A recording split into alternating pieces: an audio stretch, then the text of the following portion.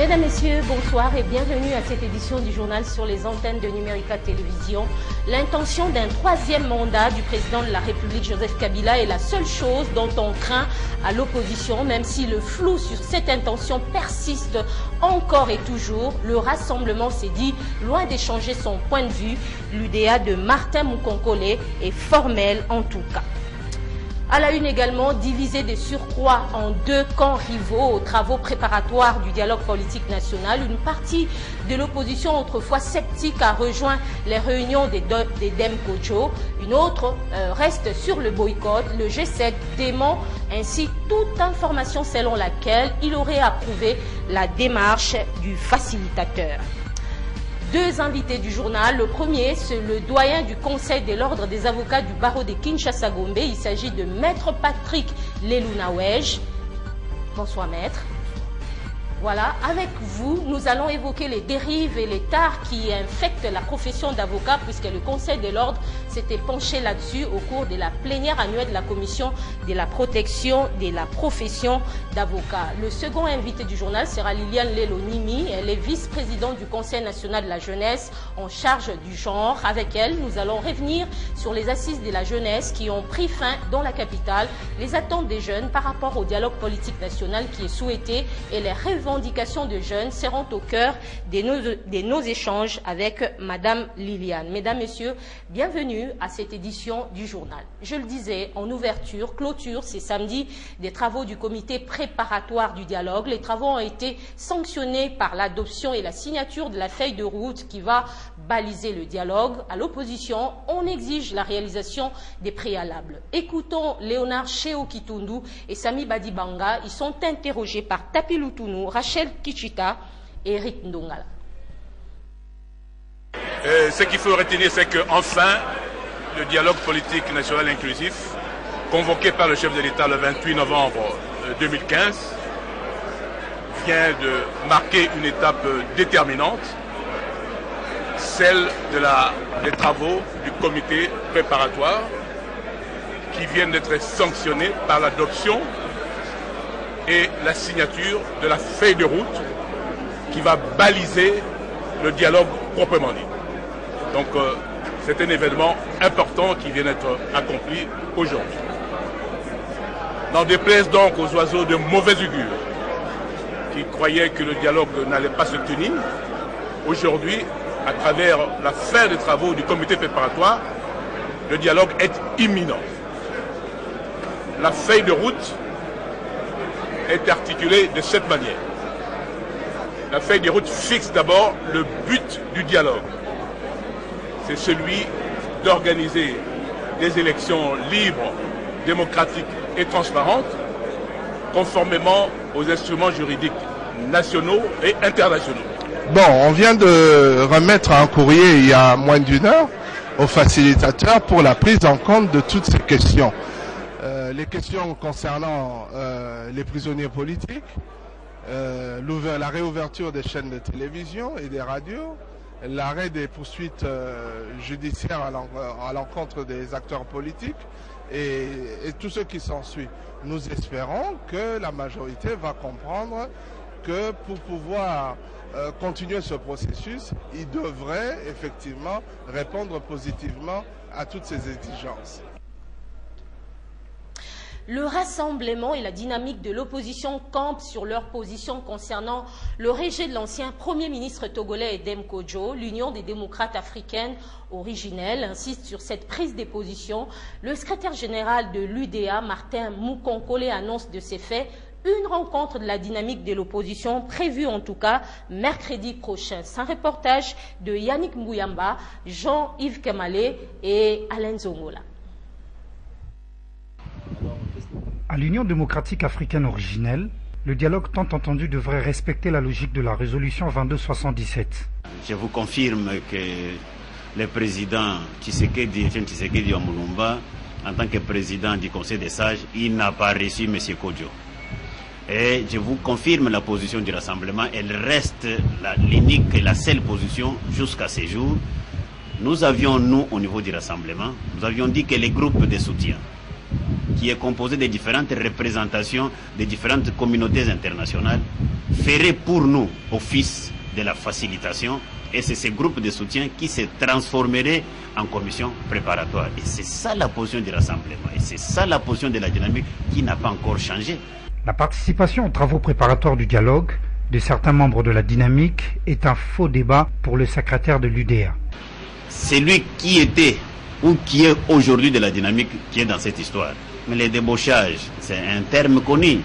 Et il y a des gens qui peuvent faire une défection en cours de route. Le train est en marche, il y a ceux qui peuvent se fatiguer, qui ne sont pas tenaces, qui ne peuvent pas résister, qui n'ont pas de conviction. Ils peuvent descendre en cours de route. Voilà pourquoi j'ai dit, à ces jours, nous sommes restés constants à notre position. Et il y a des gens qui se fatiguent et qui n'étaient pas venus à l'opposition par conviction et qui partent. C'est leur droit, ils sont dans des jouir de leurs droits et de leur liberté. Une grande réunion de la dynamique est en gestation. C'est pourquoi j'ai dit le grand rendez-vous est pris pour ce mercredi. Venez, il y aura une grande communication de la dynamique de l'opposition. Entre-temps, les travaux du comité préparatoire se poursuivent à l'hôtel Béatrice. Et mesdames, messieurs, je vais vous l'annoncer, le G7 dément l'information selon laquelle le groupe aurait contacté pour participer aux travaux, aurait plutôt été contacté pour participer aux travaux préparatoires du dialogue national. La plateforme indique qu'il s'agit des rumeurs non fondées répandues par des détracteurs dans le but de s'aimer la suspicion au sein du groupe pour les diviser et les discréditer.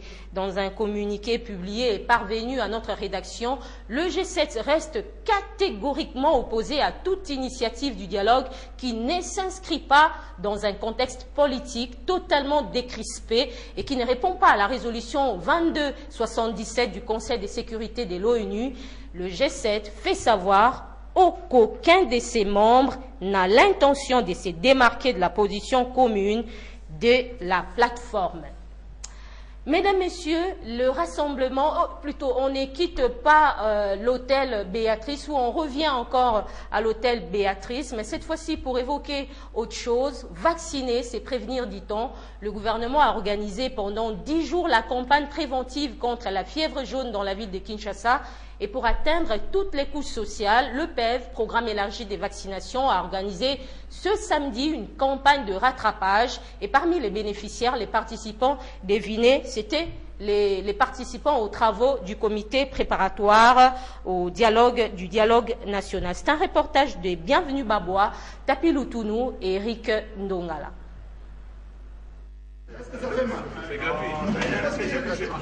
La santé n'a pas de prix et n'a pas de couleur politique non plus. Qu'on soit de la majorité ou de l'opposition, voire même de la société civile, les participants aux travaux du comité préparatoire du dialogue se sont fait vacciner.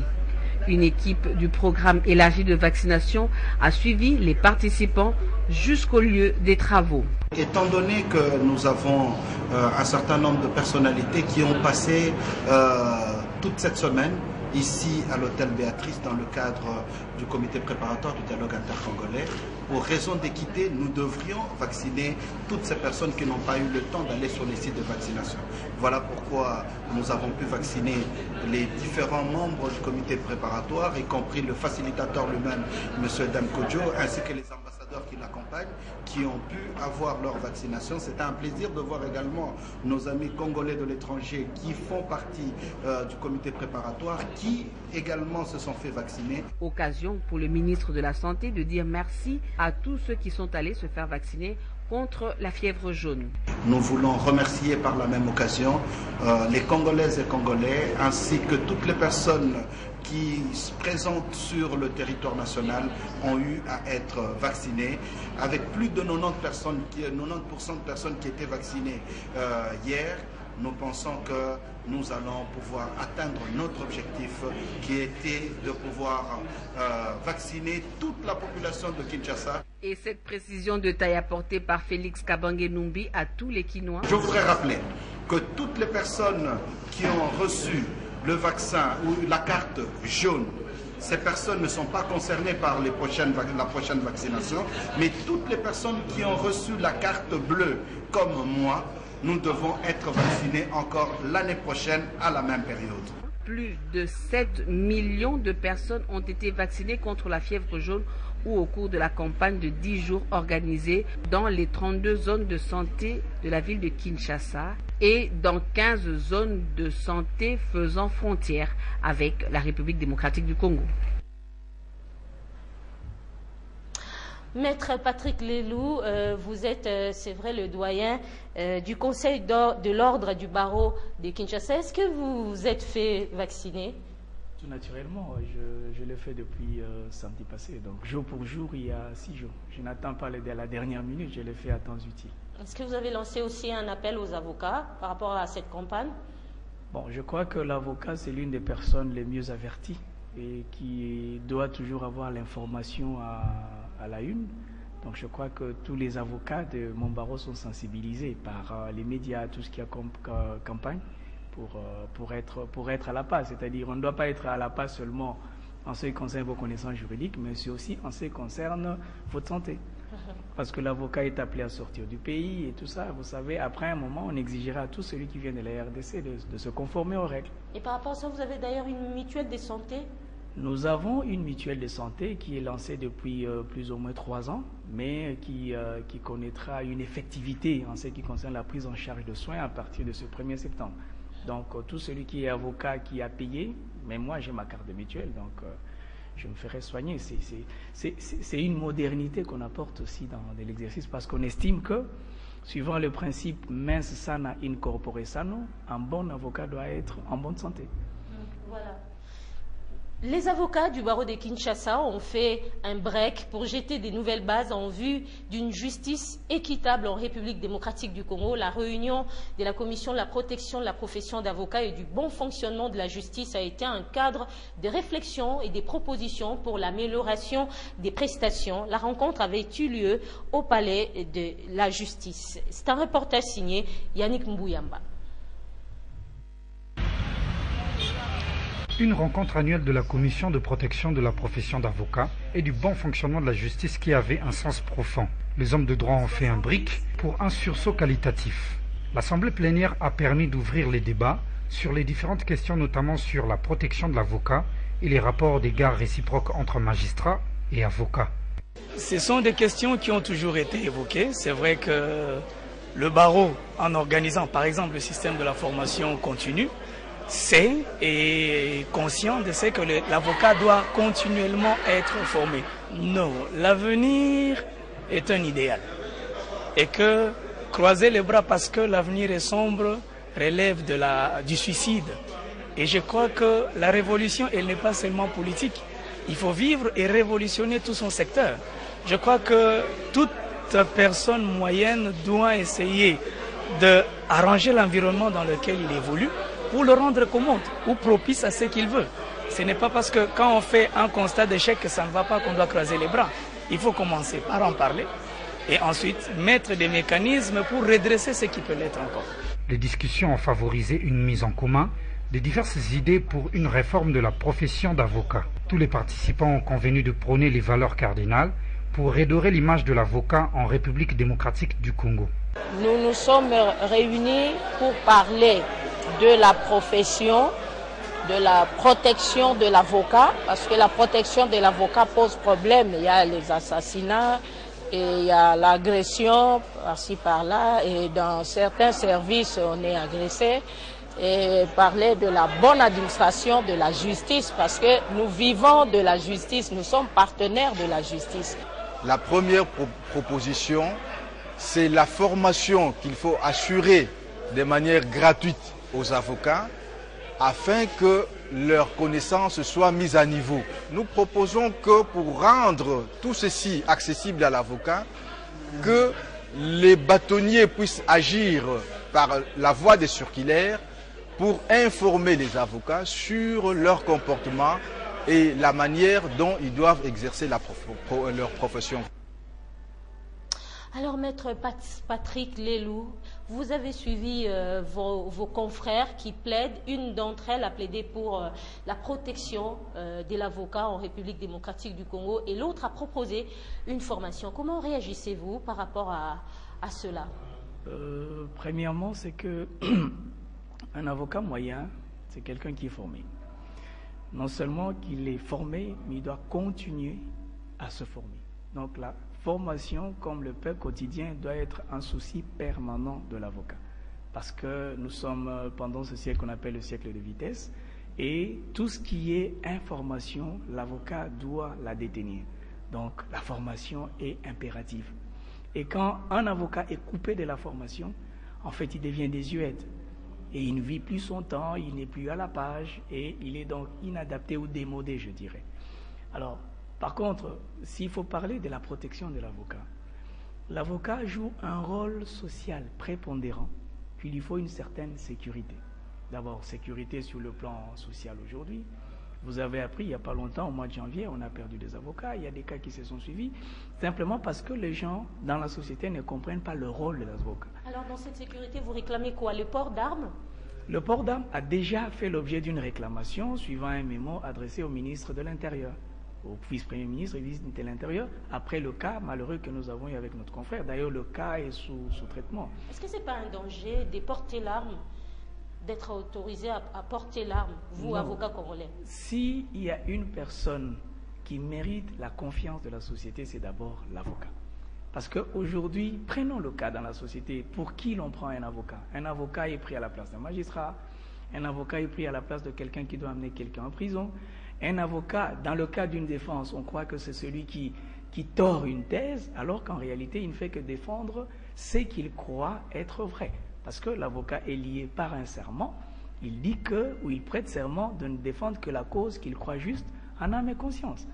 Et défendre cela, pour certains, ça relève de la torsion de la vérité, et pourtant, il ne fait que son travail. Donc, mais aujourd'hui, on a du mal à comprendre comment fait-on pour exercer cette profession d'avocat? Vous êtes au nombre de combien aussi au barreau de Kinshasa? En principe, quand je vois dans mon barreau, on est à plus de 2000. Comment on fait pour devenir? Je ne parle que de mon barreau. Il y a un autre barreau, parce que dans la ville de Kinshasa, il y a 2 barreaux. Et le barreau de Matete, par exemple. Pour devenir avocat, il faut passer ou avoir fait ou accompli 5 années à la faculté de droit, sanctionné par un diplôme régulier. Donc nous, ceux qui par effraction cherchent des diplômes et tout, on n'en veut pas. Donc 5 ans. Nous ne sommes pas comme ceux des autres pays qui ont une école pour le barreau. Nous, vous faites vos études de droit, droit public, droit privé, droit éco. Dès que vous terminez, vous avez un papier, vous déposez votre dossier au barreau auquel vous voulez appartenir. Bon, il y a des barreaux plus sélectifs, moins sélectifs. Chaque barreau a la maîtrise de ton tableau, c'est-à-dire qu'il dresse. Mais il y a des critères légaux. C'est comme par exemple dans notre loi, il faut être des nationalités congolaises, avoir un diplôme, être de bonne moralité, et il y a certaines autres conditions qui suivent. C'est comme chez nous, pour être avocat, il faut être visité, avoir un lieu où vous pouvez accueillir vos clients ou vos potentiels clients. Donc c'est dans ces conditions-là que le Conseil de l'ordre va examiner vos dossiers, et avant de l'examiner, il sera envoyé au parquet qui représente la société. Le parquet donnera son avis dans un délai de 15 jours. À défaut, le Conseil de l'ordre, s'il estime utile, peut toujours passer outre cet avis et décider dès l'admission d'un candidat sur sa liste de stages d'abord, parce que quand vous entrez au barreau, vous n'êtes pas directement senior, vous avez 2 ans en principe d'apprentissage, vous suivez 2 cours qu'on appelle le cours de déontologie pour savoir comment, en dépit de votre connaissance du droit, vous devez apprendre comment un avocat se comporte. On appelle ça déontologie. Et dès que vous terminez, votre formation est sanctionnée par un papier, la preuve de réussite au test de déontologie. Et dans ces 2 années-là, vous devez aussi suivre certains dossiers, qu'on vous donne des dossiers Prodéo et tout, et le Conseil de l'ordre vous suit par ce qu'on appelle le bureau de consultation gratuite. C'est après avoir fini cela que, réunissant tous vos papiers, le Conseil de l'ordre décide, après le stage, de vous admettre au tableau. Donc vous devenez, comme dans certains pays on dit, un avocat senior, avec certaines qualités liées à cela. Aujourd'hui, un stagiaire ne peut pas avoir un cabinet à lui, et tout ça, il ne peut pas postuler, puisque même pour être membre du Conseil de l'ordre, il faut 5 ans après que vous soyez inscrit sur au tableau de l'ordre. Donc il y a des choses qu'un stagiaire peut, et d'autres choses qu'il ne peut pas. Alors, quand est-ce qu'on peut se prévaloir ces titres d'avocat? Est-ce que quand on est apprenant à l'université ou quand on s'inscrit sur la liste? Vous savez, le Congolais, c'est un grand rêveur. Hein, ça, il faut le dire. Il y a des usurpations de titres parce que le terme maître, il y a des maîtres cuisiniers, il y a des maîtres des arts martiaux, il y a des maîtres, tout ce que vous voulez, des maîtres d'école. Bon, feu papa Wemba nous a laissé aussi un nos maîtres. En fait, je ne suis pas dans cette là. Mais la loi, quand vous prenez l'article 71 de notre loi organique, la loi de 78, on dit les avocats plaident debout et à découvert, ils sont appelés maîtres. Donc, pourquoi on les appelle maîtres? Parce qu'ils sont réputés avoir la maîtrise de la procédure. Or, un étudiant à la faculté, prenons qu'il est en premier ou deuxième graduat, quelle maîtrise il a de la procédure? Donc, il n'est pas maître. Il n'est pas maître. Le non-maître, non plus, il n'est pas maître. Non, vous devez finir, c'est lorsque vous plaidez. Et d'ailleurs, la loi dit, ils sont appelés maîtres. Ce n'est pas qu'ils s'appellent. Ce verbe pronominal-là ne s'applique pas. C'est-à-dire, c'est lorsqu'on vous verra prester, la société vous fait confiance, on vous confie le dossier, qu'on vous appelle maître. C'est comme par apposition, on parlerait d'un étudiant qui sera à la faculté de médecine, on l'appelle docteur. Mais est-ce que vous allez lui confier, madame, votre corps tel que vous êtes là pour qu'il vous fasse des prescriptions? Je pense que c'est une aberration. Ils sont appelés maîtres par prémonition, bon, par prophétie. Écoutez, bon, on n'empêche pas quelqu'un de rêver, c'est un droit constitutionnellement garanti, mais le terme maître est inapproprié. C'est autant pour le port de cette toge au moment de la collation. Ils peuvent porter la toge, mais il y a une toge qui est consacrée aux hommes de métier, que sont les avocats. Donc, les appeler maîtres, c'est une concurrence déloyale. Bon, c'est une usurpation d'une qualité qu'ils n'ont pas. Et ils ne peuvent pas, en respect de la loi, se prévaloir de cette qualité parce qu'ils sont étudiants à la faculté. Bon, beaucoup sont passés par là, mais vous comprenez que c'est inapproprié d'appeler les étudiants maîtres parce qu'ils n'ont pas cette maîtrise. La maîtrise est sanctionnée par un titre académique et sur le plan professionnel par une prestation de serment parce que vous devez exercer sous serment. Je vais revenir à vous sur une question qui suscite polémique, mais juste après cette nouvelle. L'équité, la promotion du genre et l'autonomisation des femmes pour une meilleure réalisation de l'agenda 2063 et l'atteinte des objectifs de développement durable, c'est la pensée de la journée africaine des décentralisations et développement, occasion pour la cellule technique d'appui à la décentralisation de sensibiliser ses agents et cadres sur le genre, mais aussi sur la coopération décentralisée pour un Congo émergent. Hermione, en vous. Instituée par l'Union africaine lors de son 18e sommet, la Journée africaine de la décentralisation et du développement local était une occasion pour les agents et cadres de la CETAD de réfléchir sur le processus de décentralisation amorcé en République démocratique du Congo. Pour le coordonnateur de la cellule technique d'appui à la décentralisation, les femmes ont un rôle majeur à jouer dans la société. Le genre, un concept que les entités territoriales décentralisées doivent s'imprégner pour le développement de la base.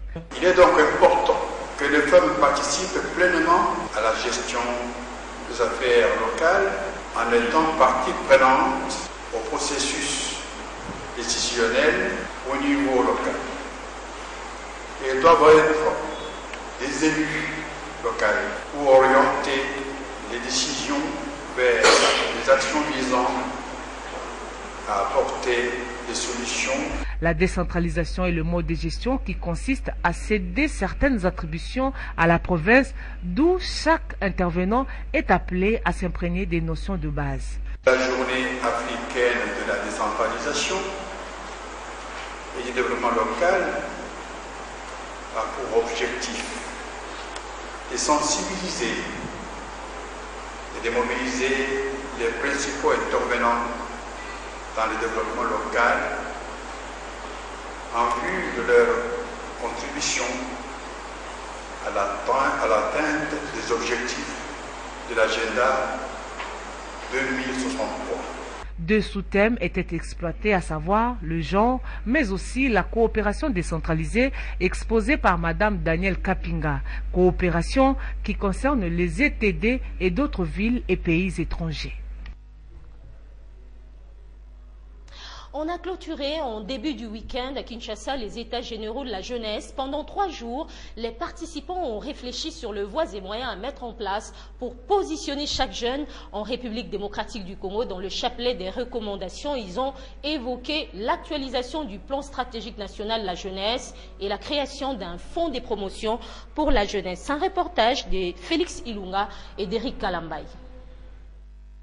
De l'état de lieu aux recommandations, les délégués venus de toutes les provinces de la République démocratique du Congo ont passé au peigne fin tous les problèmes qui minent la jeunesse congolaise. Dans le lot, la pauvreté, le chômage, l'emploi et l'entrepreneuriat de jeunes. Le ministre des tutelles appelle la jeunesse à se prendre en charge. Les États généraux se sont clôturés sur une note de satisfaction.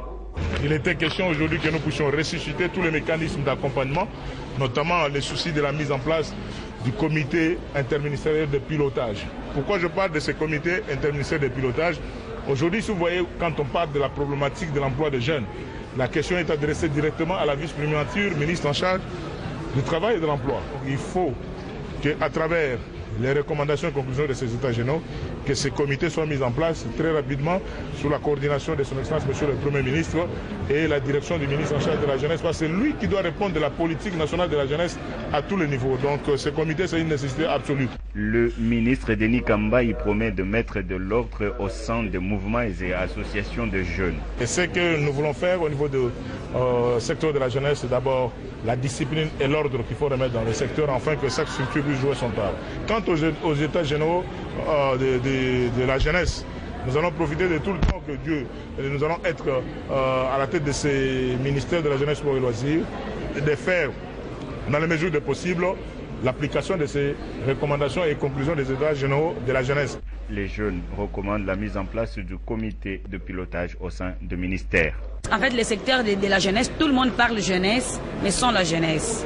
Et l'arrivée du ministre Denis Kambay à la tête de ce ministère a voulu comprendre les problématiques qui rongent notre secteur de la jeunesse. C'est ça, la mise en place d'un comité de pilotage au niveau des ministères va mettre fin aux problématiques de la jeunesse. On ne va pas nous demander d'être actifs aussi longtemps. Ce secteur de la jeunesse est ravi par d'autres ministères sans pourtant associer notre ministre de la jeunesse. Toutes les recommandations seront publiées dans une brochure, une promesse du ministre de la Jeunesse Denis Kambay qui garantit s'engager pour leur application. Direction la commune de Kisenso, une résidence qui devrait plutôt être au cœur d'une fierté patriotique est abandonnée à son triste sort.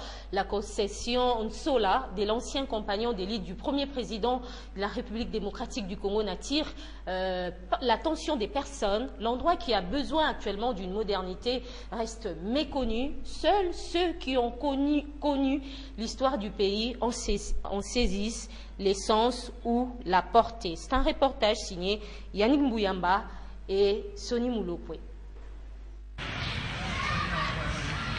Nous sommes au quartier Sola, précisément dans la commune de Kisenso.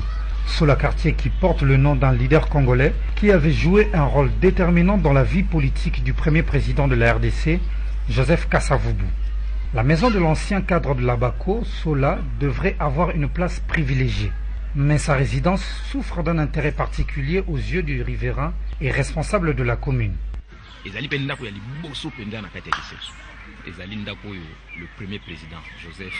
C'est la toute première maison de cette commune.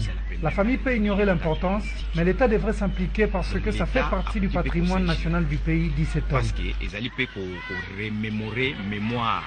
Le feu président Oyakufa. Joseph Kasavubu a combattu patrimoine national. Cette concession a vu défiler les hommes et femmes influents d'Abaco. L'endroit était une demeure phare des leaders d'Abaco. Le site n'a subi aucune modification depuis la disparition de Sola il y a plus de 25 ans. La concession aurait pu être répertoriée sur la liste du patrimoine du vestige historique congolais en vue d'immortaliser le passé glorieux de la République démocratique du Congo. Mesdames, Messieurs, la personne d'Nsola ne doit pas être confondue à celle de l'abbé Loya, qui avait été aussi un ami de l'ancien président de la République, Joseph Kasavubu. L'abbé Loya, vous en souviendrez, est celui qui aurait aidé le président Kasavubu à se camoufler dans la masse en soutane de prêtre pendant sa fuite. Plus qu'une semaine nous sépare du début de l'année scolaire 2016-2017 et pour terminer en beauté les vacances, le jeune et les enfants de la communauté ecclésiale vivante de base de la paroisse Saint-Gabriel dans la commune des Kalamou se sont réunis pour une activité ludique, des moments de gaieté et de bonheur qui ont servi à certains enfants à pouvoir démontrer leur talent. Suivez, une ambiance bon enfant a régné sur le lieu. C'est un reportage d'Hermione Yanvou.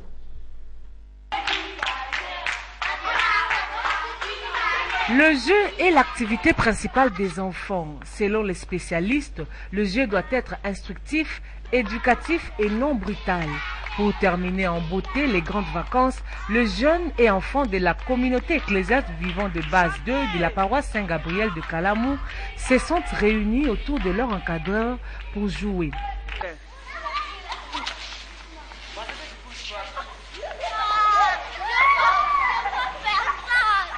Colin Maillard, le jeu des cache-cache, le jeu du corbeau, les enfants sont convenablement amusés. À la fin des vacances, on est venu s'amuser. Pour le compte de notre CVB, on s'est bien amusé, on a joué, on s'est vraiment amusé. Merci. Nous sommes à l'école laïque au Yolo Nord. Nous sommes venus à l'occasion pour s'amuser pour la fin des vacances. Pour certains parents, peut-être leurs progénitures seront les futurs ambassadeurs des Jeux olympiques.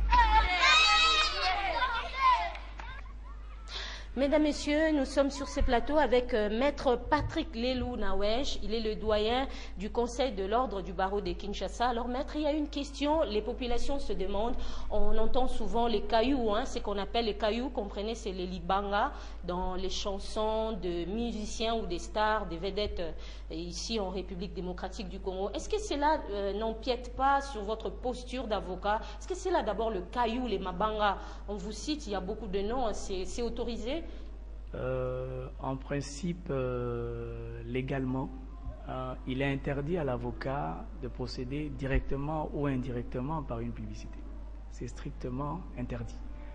Mais quand les musiciens vous jettent des cailloux, ça vous fait plaisir, vous? Ça ne peut pas faire plaisir parce que c'est contraire à l'éthique professionnelle. Ça ne peut pas faire plaisir.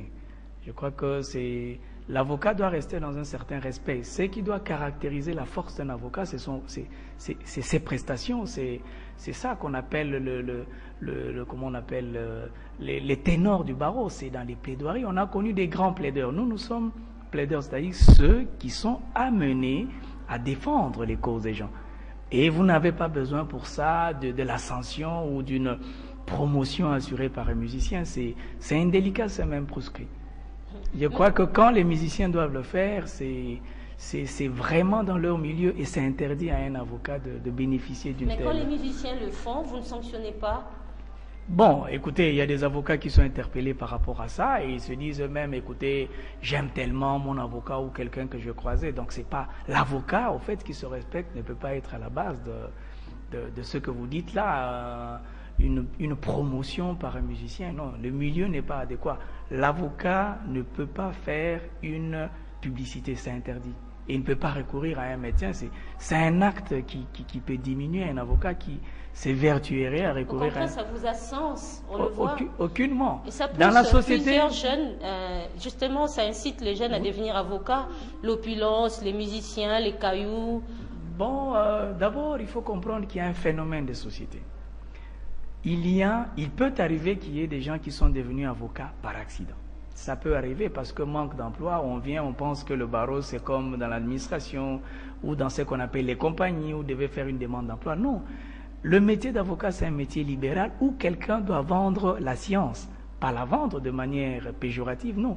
C'est-à-dire savoir comment défendre quelqu'un. Il faut un outil, un avocat doit savoir parler français, un bon français, doit avoir une personnalité, ce sont des choses que nous jugeons.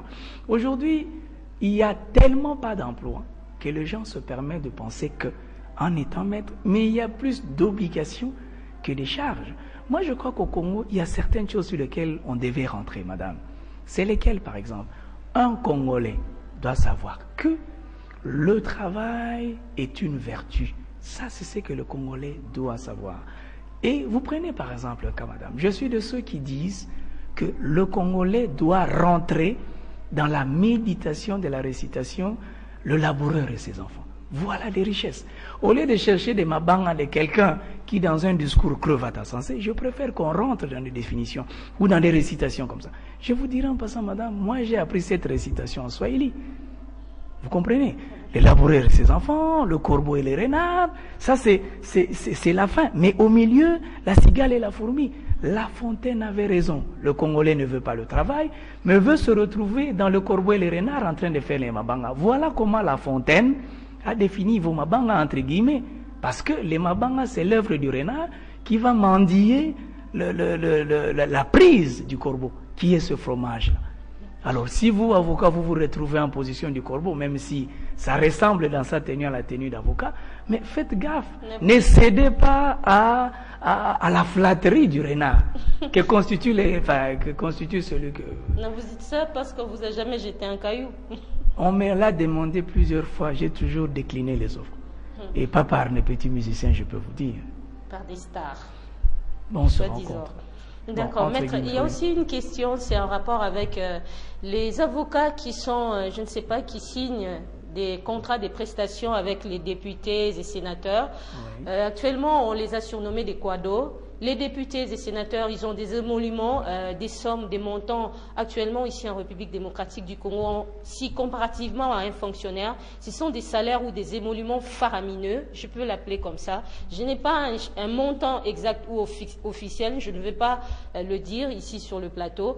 Et les avocats qui sont affectés aux côtés des députés qui leur aident à interpréter les lois sont des quados. Ils touchent à peine environ 600 ou 700 $ américains. En tout cas, c'est environ, hein, pas plus de 1000 $ américains, mais cependant, ils travaillent aux côtés des sénateurs et députés. Ils créent ou fabriquent ces députés et sénateurs. Alors, quelle est la démarche, vous, au sein du barreau, à suivre pour ces contrats de prestations? Est-ce que vous veillez à cela ou je ne sais pas comment ça se passe? Il n'est que normal, madame, que plusieurs termes soient usités comme ça.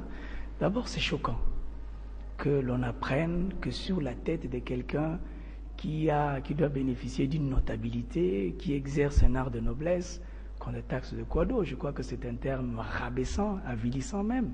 Parce que dans la chaîne de ce que vous appelez la production des députés, l'avocat intervient d'abord à suivre sa loi comme conseiller. L'avocat conseille en prenant la loi. C'est-à-dire, si l'avocat doit intervenir, il doit donner des conseils. On sait qu'il y a certains députés qui sont l'émanation qui procèdent du contentieux électoral, c'est-à-dire pour qu'il soit député, il a fallu passer par la Cour suprême. Ça, c'est normal. Mais on ne peut pas dire que l'avocat fabrique un député. Non, l'avocat plaide ou occupe ou prend la défense ou assure la défense de quelqu'un qui est plus tard, ensuite de ses prestations, de ses interventions, devenu député. Alors, après que ce monsieur soit devenu député, il vous consulte. C'est un autre contrat qui commence. Si c'est à titre permanent, il n'est pas interdit à tout avocat d'avoir ce qu'on appelle un contrat d'abonnement. Mais la loi, notre règlement intérieur, dit que pour ce genre de contrat, il faudrait que ça soit présenté au Conseil de l'ordre. À quelle fin? C'est pour éviter que l'avocat d'abord se retrouve dans un lien ou sous un lien de subordination, parce que ça interdit, il est libéral.